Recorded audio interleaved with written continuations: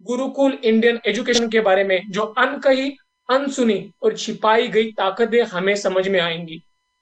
और ये वेबिनार किसी की निंदा करने की नहीं है, किसी को नीचा दिखाने का भी नहीं है, लेकिन छिपा हुआ सही इतिहास वो सबके सामने लेके आना है, ये इंपॉर्टेंट है। और इतिहास जो हमें विश्व गुरु कहता था, जहां से पूरे देश से लोग आते थे सीखने के लिए, तो क्यों कहा जाता था विश्व गुरु, ये जानते हैं। इन भाई साहब को सभी जानते होंगे, न्यूटन, जिन्होंने ग्रेविटी, गुरुत्वाकर्षणीय जोर का शोध लगाया। तो कहा जाता है कि ये पेड़ के नीचे बैठे थे, तो इनके सिर के ऊपर एक एप्पल गिरा। तभी इन्होंने सोचा कि एप्पल नीचे ही क्यों गिरा, ऊपर क्यों नहीं गया। तो इन्होंने शोध कार्य किया, सर्च किया और पाया कि हमारे पृथ्वी मंडल पर एक गुरुत्वाकर्षणीय जोर है, जो हमें सभी ने पढ़ा है, कॉलेज में पढ़ा है कि गुरुत्वाकर्षणीय जोर का शोध न्यूटन जी ने लगाया। लेकिन गुरुत्व प्रयत्न संयोगणम उक्षेपणम, मैं फिर से कहूंगा, गुरुत्व प्रयत्न संयोगणम उक्षेपणम, जहां पे गुरुत्व लिखा है ना, ग्रेविटेशनल फोर्स की उपमा दी गई है, जो महर्षि कनाड जी ने वैशेषिक दर्शन में लिखा था, जो हजारों बरस पहले था, न्यूटन जी के शोध कार्य से पहले। और इसके साथ साथ ही पाइथागोरस थ्योरम, जो सभी ने याद होगा, तो स्कूल में भी सीखा होगा या कॉलेज में भी सीखा होगा। ये पाइथागोरस थ्योरम कल्प सूत्र यजुर्वेद में लिखा है। लेकिन हमें क्या बताया गया है कि पाइथागोरस थ्योरम पाइथागोरस ने 300 बीसी में लिखा था। मंत्र, जब हम ओम बोलते हैं या कोई भी मंत्र बोलते हैं, तो एक वाइब्रेशन क्रिएट होती है। तो कुछ ध्वनियों को हम मेजरेबल एक पोएटिक मैट्रिक में जब हम पैक कर दें ना, तो उससे वो वाइब्रेशन क्रिएट होती है। और उस वाइब्रेशन से ब्रेन के पर्टिकुलर पॉइंट्स एक्टिव होते हैं। ये है मंत्र विद्या। मंत्रों की रचना ऐसी ही नहीं की गई है, उसके पीछे एक वैज्ञानिक पूरा स्वरूप है। आप सभी लोगों ने रामायण सुना ही होगा। रामायण सुना होगा तो पुष्पक विमान के बारे में भी आपने सुना होगा। विमान यानी एरोप्लेन। तो इस एरोप्लेन का कॉन्सेप्ट महर्षि भारद्वाज जी ने 7,000 वर्ष पूर्व विमान संहिता में लिखा था। प्लेन के डिजाइन, डायमेंशन, कुछ विमान के नाम आपको मैं सुनाऊंगा, जैसे कि मांत्रिक विमान, पुष्पक विमान, तांत्रिक विमान, शोभा विमान जैसे विमानों का शोध, डायमेंशन इन्होंने दिया है। और इसकी मदद से शिवकर बापूजी राव तलपड़े जी ने विश्व का सर्वप्रथम अनमैन्ड एयरक्राफ्ट मुर्गशका 1895 में मुंबई में उड़ाया था, राइट्स ब्रदर्स के 8 साल पहले। और यही नहीं, प्राचीन भारत में बल्कि आयन इंजन टेक्नोलॉजी और मर्क्यूरी को फ्यूल की तरह यूज करने वाली जो टेक्नोलॉजी है ना, नासा ने अपना पहला स्पेस क्राफ्ट सर्ट 1 1964 में सक्सेसफुली लॉन्च किया था, जहां पर पूरा विश्व सिर्फ फ्लाइंग कार्स या स्पेस टूरिज्म के बारे में सिर्फ सोच रहा है। यहाँ पे 7,000 वर्ष पूर्व भरद्वाज जी ने लिखा था। यह है हमारी वैदिक टेक्नोलॉजी। तो अब हम समझते हैं कि ये गुरुकुल क्या है, इसकी रियली डेफिनेशन क्या है, क्या कहा जाता था गुरुकुल में, क्या सिखाया जाता था। तो गुरुकुल वो जगह है जहां पर जो अनुभव से जीवन सिखाए, वो गुरुकुल।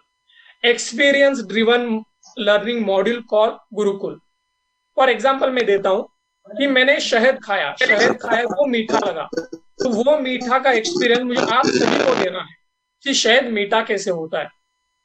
तो आपने अपने जीवन में कभी भी मीठा नहीं खाया, और मेरे पास आपको खिलाने के लिए भी ये शहद नहीं है, तो कैसे करेंगे कि मीठा स्वाद कैसे होता है इसका अनुभव। तो इसके ऊपर हजारों बरस काम हुआ और एक विशिष्ट प्रकार की भाषा की उत्पत्ति हुई, इसे मॉडर्न लैंग्वेज में कहेंगे फ्रीक्वेंसी यानी स्पंदन।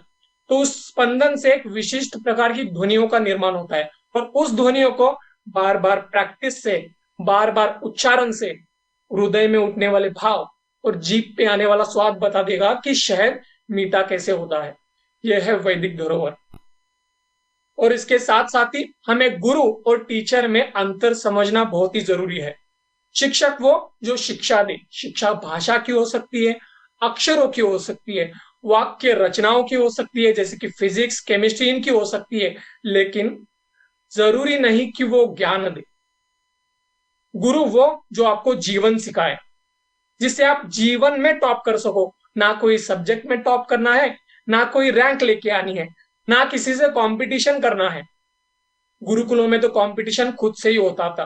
खुद से यानी खुद की स्ट्रेंथ क्या है, खुद की वीकनेस क्या है, आप क्या हो, ये दर्शाने वाले गुरु थे। और जहां पे सिखाया जाता था वो था गुरुकुल। और इसके साथ साथ ही बहुत सारे मिथ है, मतलब काल्पनिक है, झूठ है। सिर्फ मंत्र सिखाए जाते थे गुरुकुलों में, पेड़ों के नीचे सिखाया जाता था, तो सिर्फ भगवानों के बारे में सिखाया जाता था। लेकिन आज से ये आपके भ्रमित से निकाल दीजिए। Gurukul is well structure, well pattern, well organise universities थी।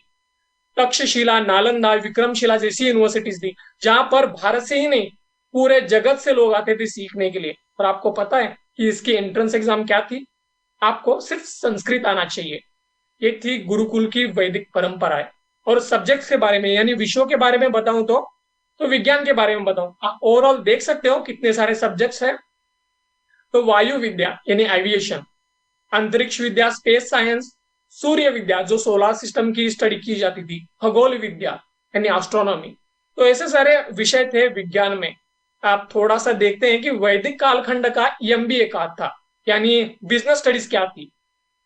वाणिज्य यानी कॉमर्स, भेषज, शब्दों में ध्यान दीजिए, भेषज यानी फार्मेसी, रज्जुकर यानी लॉजिस्टिक ट्रांसपोर्टेशन, अर्थशास्त्र इकोनॉमिक्स, सूचीकार जो डाटा एंट्री करने वाले होते हैं ना, डाटा एंट्री, वास्तुकार जो आर्किटेक्चर।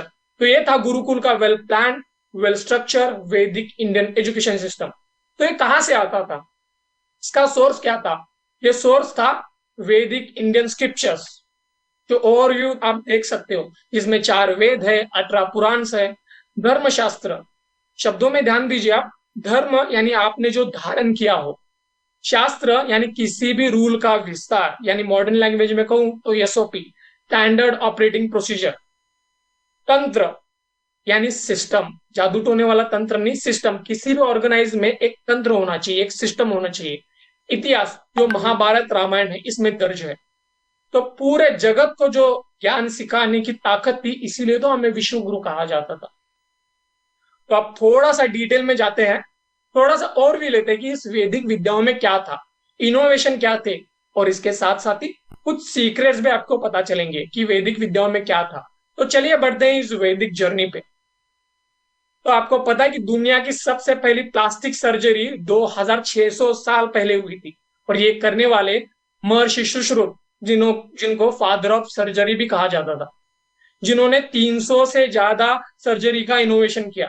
राइनोप्लास्टी यानी नाक की सर्जरी, कैटरैक्ट सर्जन भी थे, यानी जो आंखों के दोष ठीक करने वाली जो सर्जरी होती है, कैटरैक्ट सर्जन थे।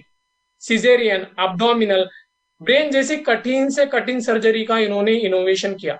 और ये सारी बातें इन्होंने सुश्रुत संहिता में लिखी, और वो सुश्रुत संहिता पूरे जगत में, अरबी में, लैटिन में, अंग्रेजी में, जर्मनी में ट्रांसलेट हुई और पूरे विश्व में फैली। तो ये थे हमारे ग्रेट वर्ल्ड फर्स्ट सर्जन महर्षि सुश्रुत। यज्ञ चिकित्सा यानी जो हम हवन करते हैं, तो यज्ञ चिकित्सा यानी हवन में ऐसी कौन सी औषधि डाली जाए जिससे आपकी न्यूरोलॉजिकल और ब्रेन रिलेटेड प्रॉब्लम सॉल्व हो जाए। तो जब भी हवन किया जाता है उसमें विशिष्ट प्रकार की लकड़ी, विशिष्ट प्रकार के हर्ब्स, औषधि डाली जाती है उसके फ्यूम से यानी स्मेल से। तो देखिए कि हमारा बॉडी का स्ट्रक्चर क्या होता है, जो भी हम खाते हैं वो पहले डाइजेस्ट होता है और पोषक तत्वों के हिसाब से आपके बॉडी में जाता है और आपके दिमाग में जाता है। लेकिन एक शॉर्टकट है, जब भी हम हवन करते हैं तो उसके फ्यूम से जो नाक में सीधा जाके लिम्बिक सिस्टम में घुस जाता है ना, वो सीधा ब्रेन में चला जाता है, और उससे ब्रेन के नॉन एक्टिव पार्ट एक्टिव हो जाते हैं। इससे न्यूरोलॉजिकल और ब्रेन रिलेटेड प्रॉब्लम सॉल्व होने में मदद होती है। ये थी यज्ञ चिकित्सा। तो दोस्तों, हम खुश कब होते हैं या कब हम डिसीजन सही लेते हैं? तो इसके ऊपर स्टडी हुई, रिसर्च हुआ कि लोग कब खुश होते हैं या कब सही डिसीजन लेते हैं। तो पाया गया कि जिन्होंने भी अपने जीवन में कुछ हासिल किया है, खुश होते हैं, जो भी सक्सेसफुल है, जब भी वो डिसीजन लेते हैं या जब वो खुश होते हैं, तब पाया गया कि उनकी ब्रेन वेव फ्रिक्वेंसी 8 साइकिल पर सेकेंड टू 12 साइकिल पर सेकेंड पे होती है। ब्रेन वेव फ्रिक्वेंसी यानी कि मेजरेबल पॉइंट है ब्रेन की स्पीड को चेक करने के लिए। तो ये ब्रेन वेव फ्रिक्वेंसी जब 12 के ऊपर चली जाती है ना, तो आप एंजाइटी फील करते हो। 21 के ऊपर गई तो हाइपर एंजाइटी फील करते हो, और 30 पे रही तो आप डिप्रेशन में चले जाते हो। तो पूरा ऑब्जर्वेशन हुआ। तो एक पर्टिकुलर बिल्डिंग होती है जहां पर आप जाने भर से ही आपकी ब्रेन वेव फ्रिक्वेंसी 8 साइकिल पर सेकेंड टू 12 साइकिल पर सेकेंड पे हो जाती है। तो उससे आप अच्छे डिसीजन ले पाते हो, आप खुश होते हो और अपने जीवन में पढ़ते हो। और ये जिसे सभी लोग परिचित है, वास्तुशास्त्र कहा जाता है, जहां पर एक बिल्डिंग बिल्डिंग पर्टिकुलर इक्वेशन को फॉलो करती है। मंदिर, घर, पर्टिकुलर जगह है जहां वास्तु आर्किटेक्चर के नियमानुसार बनाई गई है, जहां पर जाने भर से ही आपकी ब्रेन वेव फ्रिक्वेंसी 8 साइकिल पर सेकेंड टू 12 साइकिल पर सेकेंड पे हो जाती है और आप अच्छे डिसीजन ले पाते हो। ये है वास्तुशास्त्र। वास्तुशास्त्र आपका डोर कहाँ पे होना चाहिए, किचन कहाँ पे होना चाहिए या बेडरूम कहाँ पे होना चाहिए, इतने तक ही सीमित नहीं है। एक साइंटिफिक वैज्ञानिक शास्त्र है जिससे मदद से हम अच्छे कर्म कर पाते हैं। तो आगे बढ़ते हुए, ये सभी ने सुना होगा, यत ब्रह्मांडे तत् पिंडे, लेकिन जो ब्रह्मांड में है वही पिंड में है, यानी जो शरीर में है। तो ऐसा कैसे, इतना बड़ा ब्रह्मांड और ये शरीर में है? ये थोड़ा सा इलॉजिकल लगता है, लेकिन थोड़ा सा देवताओं के बारे में थोड़ा सा समझ लेते हैं कि 33 टाइप्स के देवता है, यानी 33 कोटि देवता। और ये कोटि शब्द जिन्होंने करोड़ बोला है, 33 करोड़ देवता, ये ब्रिटिशों का गलत ट्रांसलेशन हुआ है। तो ये 33 टाइप्स के देवता है, जिसमें 12 आदित्य, 8 वसु, 11 रुद्र और 2 अश्विनी कुमार, मिला के 33 टाइप्स के देवता होते हैं। तो देवता की डेफिनेशन क्या होती है? फॉर एग्जाम्पल मैं देता हूं कि मुझे सुबह जल्दी उठना है, ये जो पॉजिटिव अप्रोच है ना, इससे देवता कहा गया है। मुझे नई स्किल सीखनी है, जो ये नई स्किल सीखनी है, जो पॉजिटिव अप्रोच है, इसे देवता कहा गया है। और इन देवताओं के ऊपर स्टडी हुई तो एक सिस्टमेटिक मेजरेबल पैटर्न में डाला गया, जिसे कहा जाता है वास्तु पुरुष मंडला, जो वास्तुकार यूज करते हैं। तो ये 33 टाइप्स के देवता हैं, 12 असुर मिला के 45 देवता होते हैं। तो ये देवता क्या है? तो ये देवता अलग अलग फंक्शनिंग के टाइप है, जो डे टू डे लाइफ में हम करते हैं। फॉर एग्जाम्पल, मैं सुबह जल्दी उठता हूँ, ये पॉजिटिव अप्रोच होगी देवता। मैं सुबह जल्दी उठ नहीं पाता, ये जो नेगेटिव अप्रोच है ना, इसे असुर कहा गया है। मुझे आज प्रेजेंटेशन देनी है, ये जो प्रेजेंटेशन देने वाली जो पॉजिटिव अप्रोच है, इसे देवता कहा गया है। मुझे प्रेजेंटेशन देते वक्त डर लगता है, ये जो डर है ना, इसे असुर कहा गया है। जो देवता है ये पॉजिटिव अप्रोच, सूर्य नेगेटिव अप्रोच। तो इसके ऊपर भी पूरा अध्ययन हुआ। आप ऑब्जर्व करोगे तो ये राउंड शेप में है, यहाँ पे सेंटर में ब्रह्मा लिखा है। तो ब्रह्मा ही सेंटर में क्यों है, ये छोटे छोटे बॉक्सेस क्यों हैं? तो इसके ऊपर स्टडी हुई।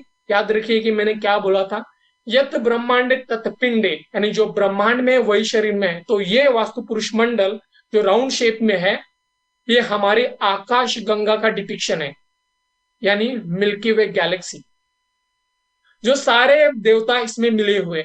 तो एग्जाम्पल, 4 नक्षत्र के पॉइंट्स मिला के, नक्षत्र यानी जो तारों का समूह होता है उसे नक्षत्र कहा गया है। तो 4 नक्षत्र मिला के जहां पर दिन और रात एक होते हैं, उसे ब्रह्मा कहा गया है। अंतरिक्ष को जो आलोकित करते हैं, आलोकित यानी लाइटनिंग देते हैं, उसे 12 आदित्य कहा गया है। और वायुमंडल में जो थंडर्स है यानी तूफान है, उसे कंट्रोल करते हैं, जो है 11 रुद्र। और पृथ्वी मंडल पे जो लगातार रिसोर्स चलाते रहते हैं, यानी चलाते रहते हैं, उसे 8 वसु कहा गया है। यह है देवता का डिपिक्शन इस ब्रह्मांड में। और अब शरीर की बारी। तो वेदों में क्या कहा गया है कि 3 लोक हैं, आकाश मंडल, पृथ्वी मंडल और आकाश मंडल, वायुमंडल और पृथ्वी मंडल। आकाश मंडल यानी वो भी एक अंतरिक्ष, लेकिन इस हेड को भी आकाश मंडल कहा गया है। और एक वायुमंडल, जो ब्रेन के जो पार्ट्स है, जिसे मेडुला और ऑब्लिगेंडा कहा गया है, उसे भी वायुमंडल कहा गया है। पृथ्वी मंडल जो हमारा शरीर है, तो हमारे शरीर में 12 क्रैनियल नर्व्स होती है। 12 क्रैनियल नर्व्स यानी जो ब्रेन को इंफॉर्मेशन देती है, तो वो 12 क्रैनियल नर्व्स 12 आदित्य कहा गया है। और जो ब्रेन के पार्ट्स होते हैं, मेडुला ऑब्लिगेंडा, वहां से कुछ नाड़ियां जाती है जो पूरे शरीर के स्पंदन को गवर्न करती है, उसे कंट्रोल करते हैं 11 रुद्र।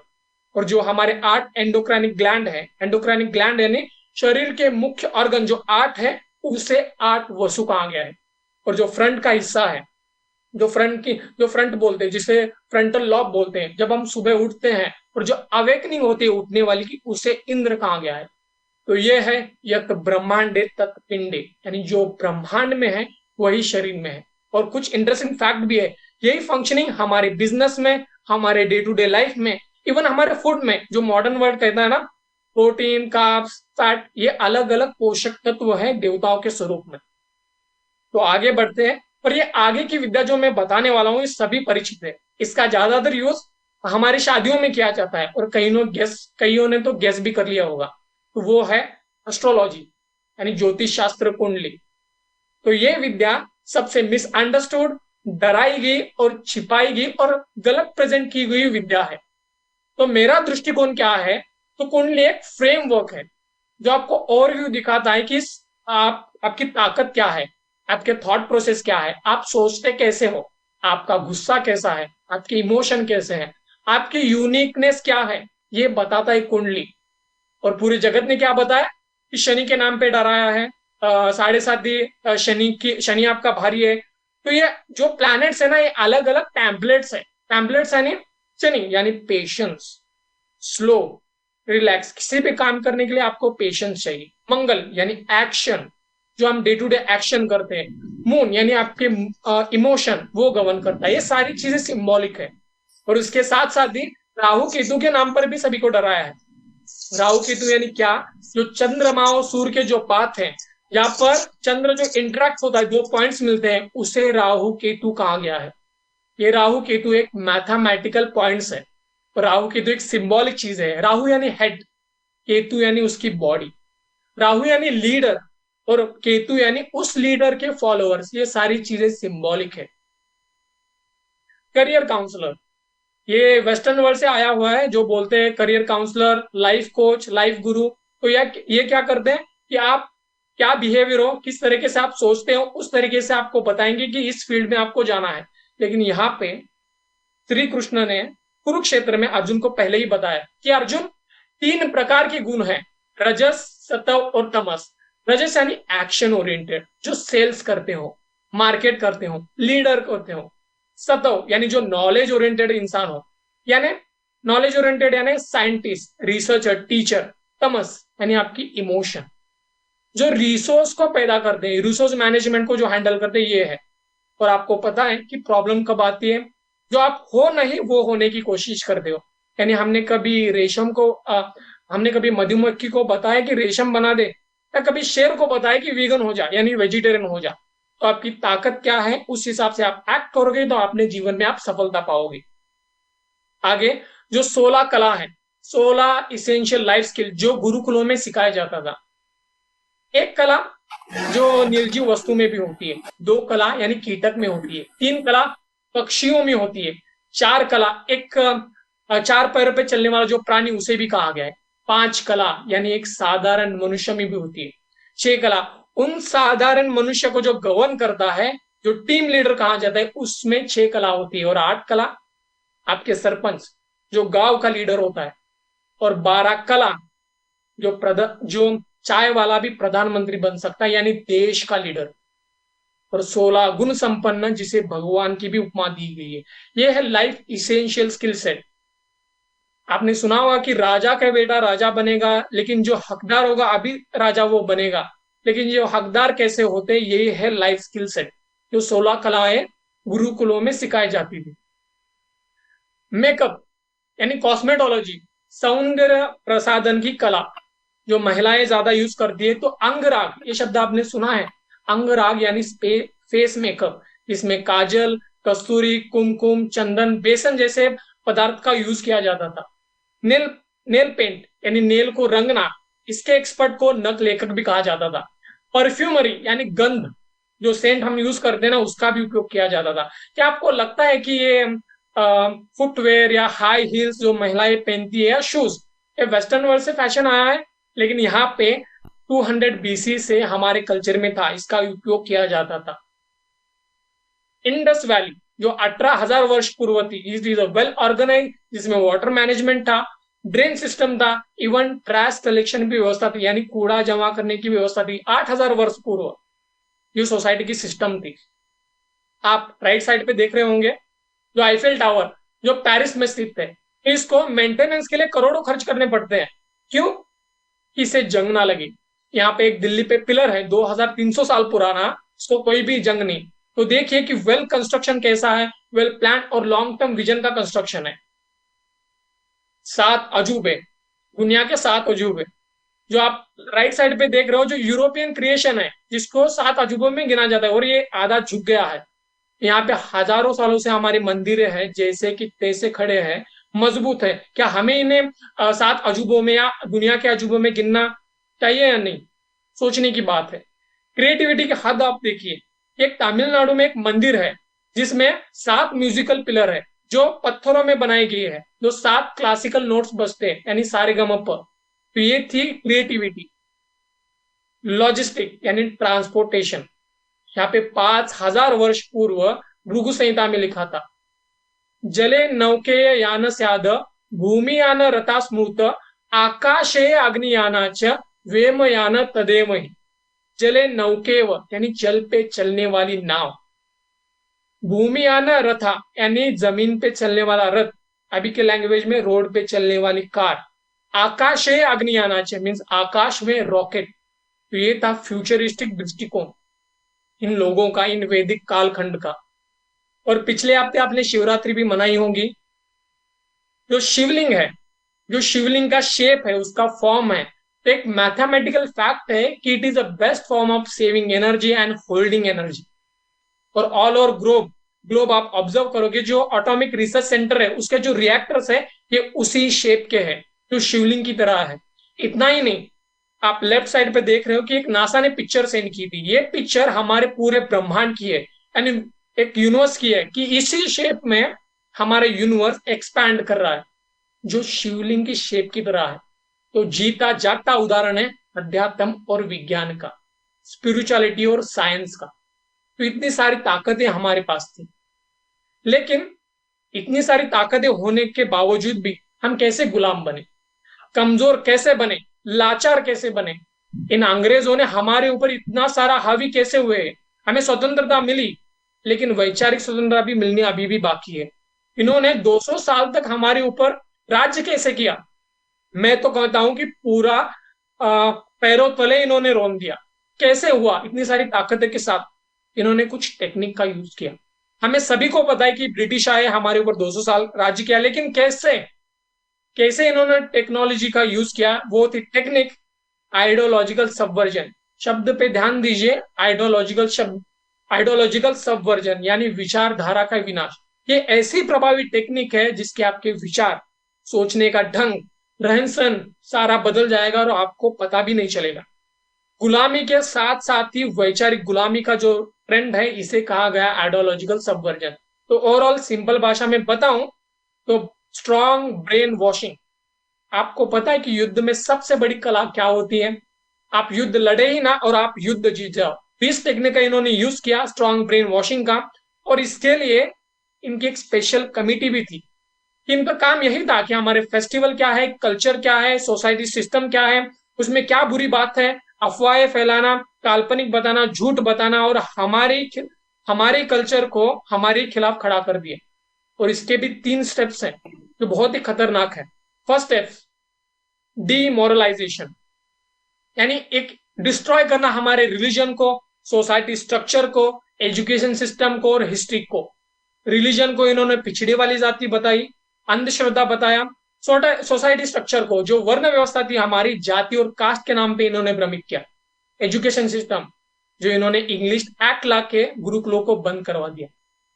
हिस्ट्री, जिसे माइथोलॉजी यानी काल्पनिक नाम से हमें भ्रमित किया।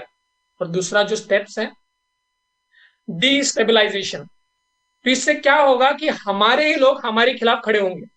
यानी इन्होंने क्या किया कि बड़ी बड़ी पोजीशन में हमारे ही लोग बैठा दिए ब्रेन वॉश करके, और हमारे खिलाफ उनको काम करना शुरू कर दिया। इससे पूरी अस्थिरता फैल गई पूरे देश में, डीस्टेबलाइजेशन हो गया। और लास्ट का जो है सबसे खतरनाक, उसे कहा गया है क्राइसिस यानी संकट। हम तो बहुत ही खुशनसीब है कि हमें स्वतंत्रता मिली। जिन आजाद हिंद फौज स्वतंत्र वीरों से ये लड़कर इन्होंने हमारा भारत देश छोड़ दिया। तो क्राइसिस का आप थोड़ा सा मतलब देखिए कि ऐसे ऐसे डिसीजन लेना जल्दबाजी में, आनंद फानन में, कि किसी को समझ में भी ना आए, लेकिन पूरे प्लान से, जिससे पूरा देश अपने घुटनों पे आ जाए। जब ये अंग्रेज भारत छोड़ रहे थे ना, तब इन्होंने पहले क्या बताया कि हम जून 1948 को हम भारत छोड़ देंगे, जून 1948 को। और उसी जल्दबाजी में मार्च 1947 को डिक माउंटबैटन, जो वाइस रॉयज बने जब भारत छोड़ रहे थे, तो इन्होंने अचानक से ही घोषणा कर दी कि 3 जून 1947 को हम भारत 3 जून को 15 अगस्त 1947 को हम भारत छोड़ देंगे। कि किसी को भी समझ नहीं आया कि इतना जल्दी कैसे होगा, क्योंकि पूरा देश चलाना है। इतना जल्दी कैसे होगा? और उसी शाम 3 जून 1947 को और एक घोषणा होगी। देखिए, जल्दबाजी में, आनंद फानन में, जिससे पूरा देश घुटने पे आ जाए, वो था भारत पाकिस्तान का विभाजन। और इसके परिणाम अभी भी हम झेल रहे हैं। 15 अगस्त 1947 को हमें स्वतंत्रता तो मिली, लेकिन किस कीमत पे? और अब पूरा जगत हमें ही लेक्चर दे रहा है कि उनका कल्चर कितना बड़ा है, सिविलाइजेशन कितनी बड़ी है, एजुकेशन सिस्टम कितना बड़ा है, इंफ्रास्ट्रक्चर कितना बड़ा है। और इसकी मदद से जो हमारी वैदिक विद्याएं के पूरा जगत क्या कर रहा है, वैदिक विद्याओं का यूज करके या उपयोग करके, पढ़ के। एप्पल, जो इसके फाउंडर है स्टीव जॉब, ये भारत में आए थे। इन्होंने स्पिरिचुअलिटी और तंत्र का अभ्यास किया, जिससे इन्होंने ये पाया कि किसी भी वस्तु विचार में जो 5 सेंसरी एक्सपीरियंस यानी 5 इंद्रियों का सुख हो, तो वो वस्तु मौल्यवान हो जाती है। 5 इंद्रियों का सुख यानी टच, जो हम फील करते हैं। सी यानी हम देखते हैं। लिसन यानी हम सुनते हैं। स्मेल, जो हम सूंघते हैं। टेस्ट, जो हम खाते हैं, स्वाद लेते हैं। जो एक्सपीरियंस इन 5 इंद्रियों में होगा, वो प्रोडक्ट या विचार सबसे मौल्यवान होगा।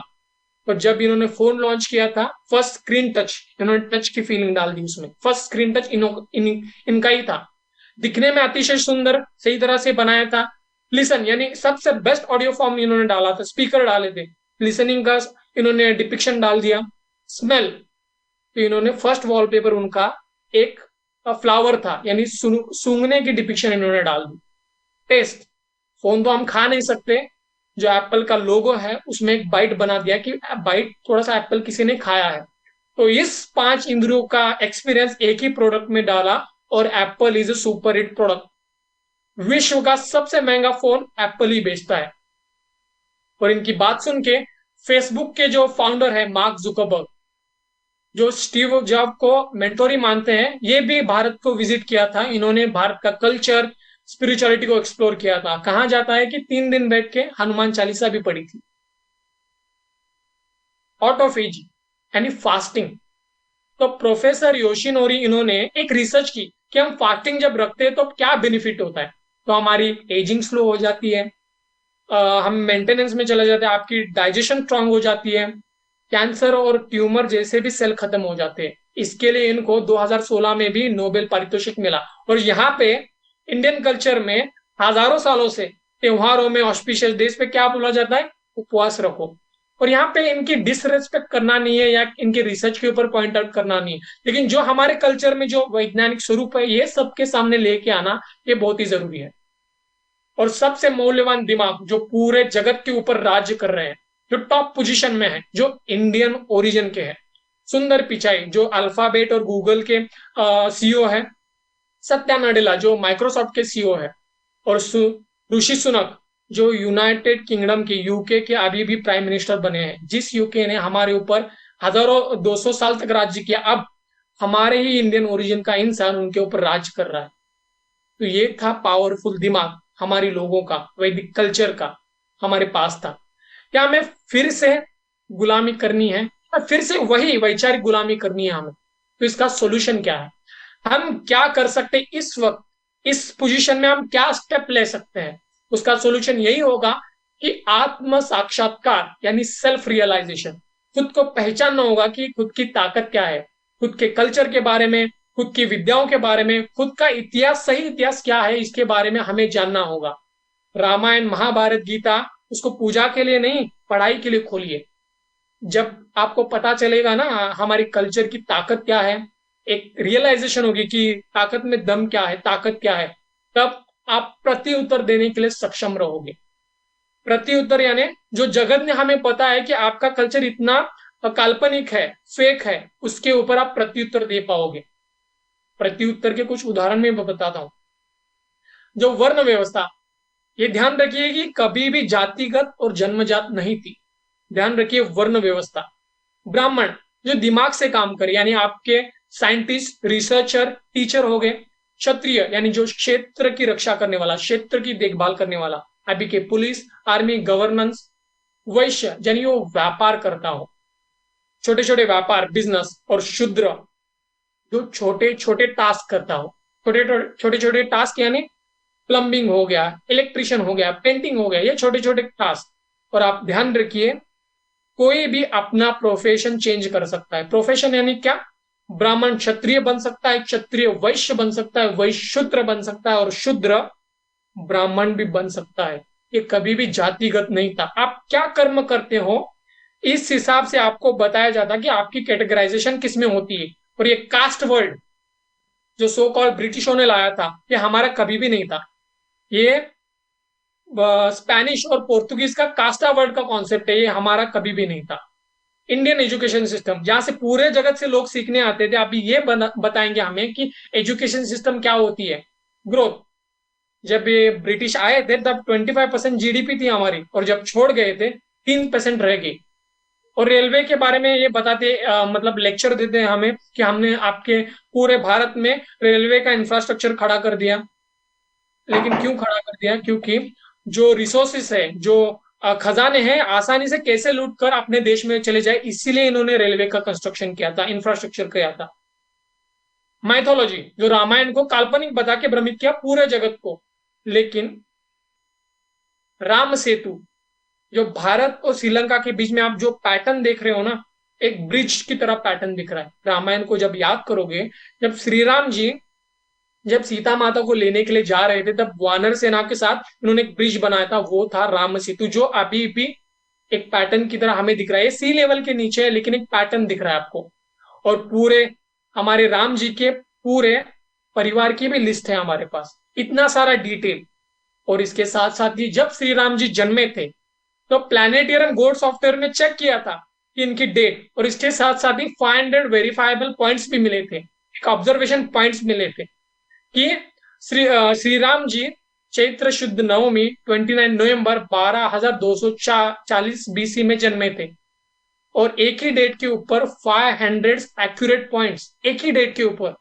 तो इतने सारे फैक्ट के साथ हमें रामायण को माइथोलॉजी यानी काल्पनिक बोलना चाहिए या हिस्ट्री बोलना चाहिए, ये सोचने की बात है। तो खुद को समझिए, पहचानिए हमारी ताकत क्या है। ये गुरुकुल, यह वैदिक विद्या, ये राजाओं की विद्या है। ऐसा नहीं कि राजा का बेटा राजा बनेगा, लेकिन जो इसको सीखेगा, उस पैटर्न में घुलेगा, उसका आचरण करेगा, वो उस क्षेत्र का राजा बनेगा। और अब हमें वैचारिक गुलामी से हटकर वैचारिक ताकतों के ऊपर ध्यान देना होगा। और अभी एक ट्रेंड शुरू चालू है कि सिर्फ प्राउड होना चाहिए हमें। हम क्या करते हैं, अभी ट्रेंड शुरू है कि बाहर देश के जो मेडिटेशन कर रहे हैं, योगा कर रहे हैं, हम देख के क्या बोलेंगे, देखो देखो ये हमारा ही कल्चर फॉलो कर रहे हैं। लेकिन हम कब करेंगे? हम इसका फॉलो कब करेंगे? उस वैदिक विद्याओं में क्या है और आज के जीवन में इसका उपयोग कैसे होता है, ये हम कब समझेंगे। और इसके साथ साथ ही मैं से बोलता हूं, देश काल परिस्थिति यानी आपकी सिचुएशन क्या है, क्योंकि ये नया जगत है, नए रूल्स है। इसके साथ साथ ही नया एरा फाइट यानी नई युद्ध नीति है। अब जो विश्व गुरु है ना, वो इकोनॉमी का विश्व गुरु है। और इसके साथ साथ ही तो हम कैसे बन सकते हैं विश्व गुरु, इस इकोनॉमी के लीडर हम कैसे बन सकते हैं नए रूल्स के साथ। और जो इकोनॉमी पे अभी राज कर रही है वो है industry, oil and gas industry, जो पूरे जगत के ऊपर राज कर रही है और अपने तरीके से मैनिपुलेट कर रही है। लेकिन हमने इसके साइड इफेक्ट भी हम भोग रहे हैं या झेल रहे हैं अभी भी, जो था क्लाइमेट चेंज, ग्लोबल वार्मिंग। ये डेवलपमेंट की तरह नहीं, एक डिस्ट्रक्शन की तरह ले जा रहा है। हम ये सोच रहे हैं कि हमारे पास और एक दुनिया है, तो हमें विश्व गुरु बनना है, इकोनॉमिकल लीडर बनना है। लेकिन इस कीमत पे, जहां पे दुनिया ही नहीं होगी, तो हम किसके लीडर बनेंगे? तो हमारे तो कल्चर ने सिखाया है कि नेचर का ध्यान रखो, नेचर के खिलाफ नहीं, नेचर के साथ काम करो। इसीलिए तो हम पंचभूतों का पूजा करते हैं, यानी जल वायु अग्नि पृथ्वी आकाश। विश्व गुरु तो बनना है, तो किस कीमत पे? तो हमें बनना होगा विश्व गुरु के साथ विश्व ईंधन गुरु, लेकिन प्रकृति के खिलाफ नहीं, प्रकृति के साथ। तो ये कौन कर रहा है? कौन जुड़ा है इस मिट्टी के साथ? कौन जुड़ा है रूट कॉज के साथ? प्रकृति के साथ कौन काम कर रहा है? और हाँ, ये नया भारत है। यहाँ पर सिर्फ बड़ी बड़ी बातें नहीं होगी, थियोरेटिकल बातें नहीं होगी, प्रैक्टिकल ग्राउंड रियलिटी पे काम होगा। और जो प्रैक्टिकल वर्किंग कर रहा है, जो विश्व गुरु के साथ विश्व ईंधन गुरु का बनने का जो सपना देख रहा है, वो है एमसीएल, मीरा क्लीनफील्ड लिमिटेड, जो प्रकृति के खिलाफ नहीं प्रकृति के साथ काम कर रहा है। सस्टेनेबल फ्यूल इंडस्ट्री के साथ काम कर रहा है, प्रकृति के खिलाफ नहीं प्रकृति के साथ काम कर रहा है। और आपको पता है कि वेदों में एक शस्त्र का मेंशन है, शस्त्र यानी वेपन, जिसे ब्रह्मास्त्र कहा गया। ये ब्रह्मास्त्र पूरे जगत के जो वेपन है उसका राजा है, और जो एमसीएल का वेपन है वो है ब्रह्मास्त्र है, एमकोल, जो पूरे जगत ने अभी देख रहे और देखने वाले हैं। और इसके साथ साथ ही एमसीएनजी, ऑर्गेनिक खेती, ऑर्गेनिक प्रोडक्ट जैसे शस्त्र हमारे पास है और वो पूरी दुनिया के लिए है। और एक लेकिन इकोनॉमी के लीडर हम कैसे बनेंगे? तो आप सभी लोगों का साथ चाहिए, जो भी हो सभी लोगों का विश्वास चाहिए। वर्ल्ड के नंबर 1 लीडर बनने का जो सपना है हमने देखा है वो चाहिए, लेकिन कल्चर के साथ, नेचर के साथ, हमारे रूट के साथ। तो आपका साथ चाहिए, और खुद को पहचानिए, और हम किस मिट्टी से आए हैं वो भी पहचानिए। और जब मैं बोलता हूं ना, जब मैं सुनता हूं हम किस मिट्टी से आए हैं, ये बात मेरे मन में गूंजती है। वो है, हम उस देश के नागरिक हैं जहां छत्रपति शिवाजी महाराज और सम्राट अशोक जैसा राजा था।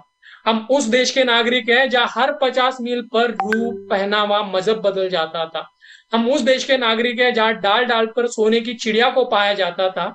हम उस देश के नागरिक हैं जहां अपने भूगोल से पहले उस ब्रह्मांड के भूगोल को समझा जाता था।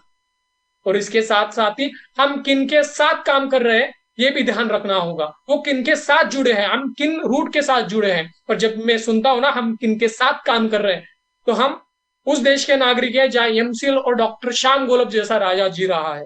हम उस देश के नागरिक हैं जहां एमसीएल को किसान नई उम्मीदों से देख रहा है। हम उस देश के नागरिक हैं जहां भारत विश्व गुरु के साथ विश्व ईंधन गुरु भी बन रहा है। तो मैं फिर से कहूंगा सभी को, हमें सभी को विश्व गुरु के साथ विश्व ईंधन गुरु भी बनना है। धन्यवाद।